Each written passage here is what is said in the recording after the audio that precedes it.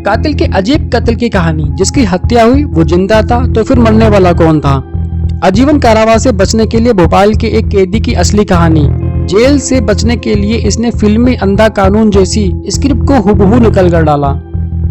जुर्म की दुनिया वाकई अजीब है। कई बार जो दिखता है असल में होता नहीं है और कई बार जो होता है वो असल में दिखता नहीं है। ये कत्ल की कहानी भी कुछ वैसे ही है। जिस शख्स की मौत होती है मौके से उसकी लाश भी मिलती है, सुसाइड नोट भी मिलता है, वहां से मौत के सबूत भी मिलते हैं और मौत की वजह भी। इन सभी को देखकर पुलिस भी मान लेती है कि ये आत्महत्या का ही केस है।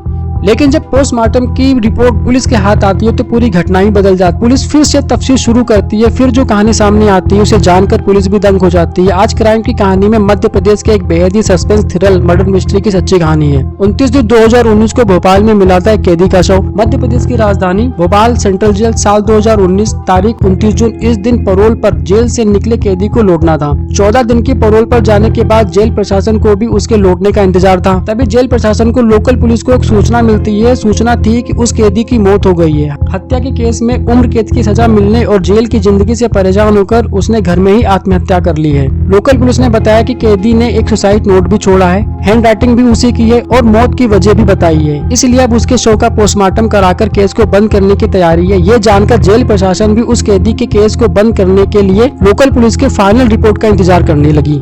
जिस कैदी की मौत हुई थी उसका नाम था राजेश परमार। उम्र तकरीबन 34 साल। वह मध्य प्रदेश के भोपाल के नीलबढ़ एरिया के हरिनगर में रहता था। इस पर साल 2014 में एक हत्या का आरोप था। उसी केस में इसकी गिरफ्तारी हुई थी। साल 2016 में उसे कोर्ट ने आजीवन कारावास की सजा सुनाई थी, जिसके बाद वो जेल में ही था। उसी समय राजेश के पिता की मौत हो गई थी। इसी वजह से उसे 14 दिन की पैरोल मिली थी। इसलिए 15 जून को वो पैरोल पर बाहर आया था। 29 जून को उसकी पैरोल खत्म होने वाली थी। इस वजह से उसे हर हाल में 29 जून को जेल में लौटना था। लेकिन 29 जून की सुबह उसके घर से आग की लपटें निकलने लगती हैं, जिसे देख आसपास के लोगों ने पुलिस को सूचना दी। फायर ब्रिगेड की गाड़ियां और लोकल पुलिस मौके पर पहुंची। आग बुझाने पर देखा गया तो एक युवक बुरी तरह से जल चुका था। चेहरा और शरीर भी पूरी तरह से जला हुआ था। देखकर वो मरा हुआ लग रहा था। फिर भी पुलिस ने आखिरी उम्मीद में उसे तुरंत अस्पताल में भर्ती कराया, जहां डॉक्टर ने उसे मृत घोषित कर दिया। अब पुलिस ने घर की तलाशी ली तो एक सुसाइड नोट भी मिला, जिसमें लिखा था कि पिता की मौत से वह बहुत दुखी था। अब परिवार में उसे पैरोल कोई भी नहीं दिलाएगा। इस वजह से अब दुनिया से निराश हो चुका था, लिहाजा वो आग लगाकर आत्महत्या कर रहा है। इसके लिए कोई दूसरा जिम्मेदार नहीं है। अब ये सुसाइड नोट के आधार पर पुलिस ने भोपाल सेंट्रल जेल को सूचना दी, शव को पोस्टमार्टम के लिए भेज दिया। साधारण सुसाइड केस की तरह पुलिस ने भी इसे एक तरीके से बंद कर दिया। उधर पोस्टमार्टम के बाद शव को रिश्तेदारों को सौंप दिया गया।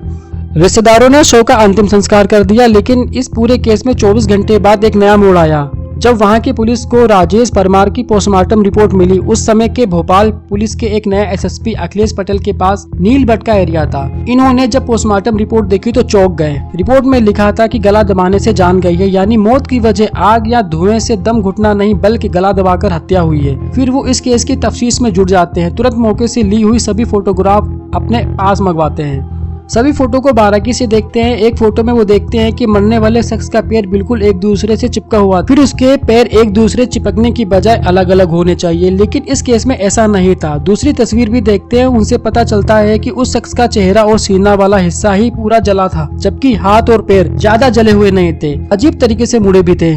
अब इसका पता लगाने के लिए वो पुलिस अधिकारी की पूरी टीम एक साथ मौके पर पहुंचती है। घटना स्थल को बारीकी से देखते हैं, फिर आसपास के लोगों से पूछताछ करते हैं तो पता चलता है कि एक दिन पहले जब राजेश परमार के साथ 1 या 2 लोग भी देखे गए थे। अब पुलिस इस केस की फाइल को बंद करने की जगह फिर से खोलती है, जांच शुरू करती है। अब पुलिस को ये शक हुआ कि जिसकी मौत हुई है उसकी पहले गला घोटकर हत्या की गई है। लेकिन राजेश को जब सुसाइड ही करना था तो उसकी पहले हत्या क्यों गई? अगर किसी ने गला दबाया तो वो कौन था? अब पुलिस के सामने ये भी सवाल था कि कहीं ऐसा तो नहीं कि मरने वाला राजेश ही ना हो। अगर ये राजेश नहीं तो फिर कौन था?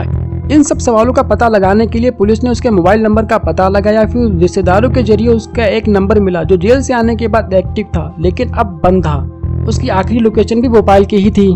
पुलिस ने जब उसके फोन की कॉल डिटेल चेक की तो एक नंबर पर कई बार बात होने की जानकारी हुई है, लेकिन जब उस नंबर पर संपर्क किया गया तो वो भी बंद था और नंबर निहाल नामक युवक का था। अब पुलिस के सामने निहाल को खोजने की चुनौती थी और मन में सवाल ये भी आ रहा था कि कहीं निहाल ही तो नहीं मारा गया है। इसके अलावा और भी कई सारे सवाल थे। फिलहाल पुलिस उसकी तलाश में जुट गई। फिर पता चला कि निहाल मूल रूप से बिहार का रहने वाला है और पहले राजेश के मकान में ही किराए पर रहता था, लेकिन कुछ महीने से यहाँ से दूसरे मकान में शिफ्ट हो गया था। अब पुलिस की जांच में निहाल की लोकेशन गुजरात में मिली। इसके बाद पुलिस की एक टीम गुजरात पहुंची और दबोच लिया। इसके बाद जब उससे कड़ाई से पूछताछ हुई तब उसने जो कहानी बताई वो बेहद चौंकाने वाली थी। मरने वाले के दोस्त ने चौंकाने वाली बात ये बताई। निहाल ने बताया कि जेल से पैरोल पर आने के बाद राजेश ने उससे संपर्क किया था, फोन पर बात हुई और वो उससे मिलने भी गया था। बातचीत के दौरान वो काफी परेशान था, इमोशनल भी था, क्योंकि पिता की मौत के बाद उसे अब जिंदगी में शायद ही कभी पैरोल मिलने की उम्मीद थी। इसलिए उसने सोचा कि वो दुनिया की नजरों में हमेशा के लिए मर जाए और असल में जिंदा भी रहे। इसके लिए उसने घर में रहने वाली एकमात्र माँ को पूजा करने के बहाने 23 जून को ही बाहर भेज दिया था। इसके बाद साजिश रची कि 29 जून को पैरोल खत्म होने के बाद भी उसे जेल नहीं जाना, इसलिए 28 जून को ही किसी दूसरे शख्स को अपनी जगह मारकर दूर कहीं चले जाने की तैयारी में जुट गया। इसके लिए उसने कुछ क्राइम सीरीज देखी थी, जिसके बाद एक खौफनाक आइडिया अपनाया। इसके लिए उसने घर में रहने वाली एकमात्र माँ को पूजा करने के बहाने 23 जून को बाहर भेज दिया। इसके बाद साजिश रची 29 जून को पैरोल खत्म होने के बाद भी उसे जेल नहीं जाना पड़े, इस 28 जून को ही किसी दूसरे शख्स को अपनी जगह मारकर दूर कहीं चले जाने की तैयारी में जुट गया। इसके बाद उसने 1 लाख रुपए का लालच दिया और कुछ पैसे एडवांस में दिए, इसलिए उसके झांसे में आ गया। इस तरह 29 जून को पैरोल खत्म होने से ठीक एक दिन पहले यानी 28 जून को ही हम दोनों की मुलाकात हुई। 28 जून की शाम को ही दोनों घर पर ही फोन छोड़कर घूमने निकले ताकि लोकेशन ट्रेस ना हो सके। इसके बाद एक पेट्रोल पंप के पास राजेश को अपने ही उम्र और लंबाई वाला एक युवक मिला। उस युवक ने अपना नाम राजू रेकवार बताया था और दोनों फिर बातचीत करते हुए दोस्त बन गए। दोनों ही बातों में राजू को घर पर पार्टी करने और शराब पीने के लिए तैयार कर लिया। राजू मजदूरी करता था, इसलिए खाने और शराब के लालच में वो तुरंत तैयार हो गया। राजू भी दोनों के साथ राजेश के घर पर आ गया। यहाँ पर राजू को इन दोनों ने खूब जमकर शराब पिलाई। जब उसने अपना होश खो दिया तभी राजेश ने उसकी गला दबाकर हत्या कर दी। इसके बाद उसके हाथ और पैर को रस्सी से बांध दिया ताकि अगर वो जिंदा भी हो तो आग से ना बच सके। हाथ पैर बांधने के बाद उसे फर्श पर लेटाया और घर में ही रखी किताबों को उसके ऊपर डाल दिया। फिर राजेश ने खुद ही एक सुसाइड नोट लिखा, उसे कुछ दूरी पर रख दिया ताकि वो सही सलामत पुलिस को सुसाइड के सबूत के रूप में मिल जाए, ताकि इसके बाद में दोनों ने बाइक से निकला हुआ पेट्रोल भी डाल दिया ताकि आग से वो पूरी तरह से जल जाए। जो घर का दरवाजा बाहर से बंद होने पर साजिश का शक हो सकता था, इसलिए दोनों ने घर के दरवाजे को अंदर से बंद कर दिया और छत के रास्ते से बाहर निकल आए।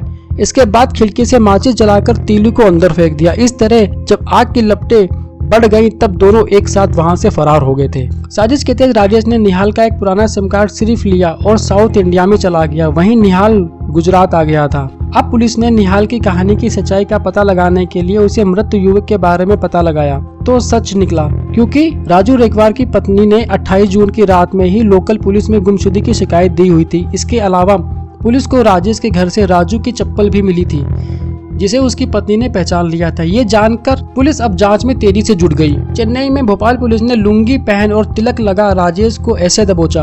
अब पुलिस को पूरी कहानी समझ में आ गई थी, लेकिन जब तक राजेश आंखों के सामने नहीं आ जाता तब तक जांच अधूरी ही थी। अब पुलिस को ये यकीन था कि आज नहीं तो कल राजेश किसी भी तरह निहाल को जरूर संपर्क करेगा। राजेश भी निहाल का एक पुराना सिम कार्ड ले गया था। इस तरह अगले ही दिन आखिरकार राजेश का फोन निहाल के पास आ ही गया।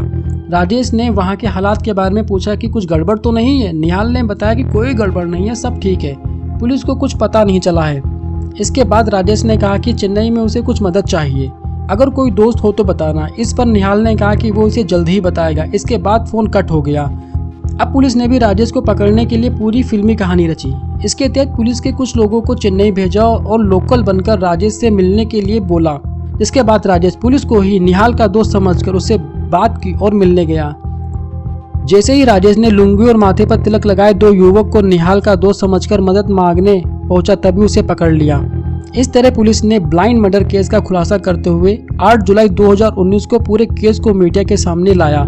इस केस के बारे में खुद IPS अधिकारी अखिल पटेल कहते हैं कि ये केस कानून की आंखों में धूल झोंकने वाला, लेकिन जब बारीकी से केस की जांच हुई तो पूरा सच सामने आ गया। इसके बाद राजेश फिर से सलाखों के पीछे भेज दिया गया है।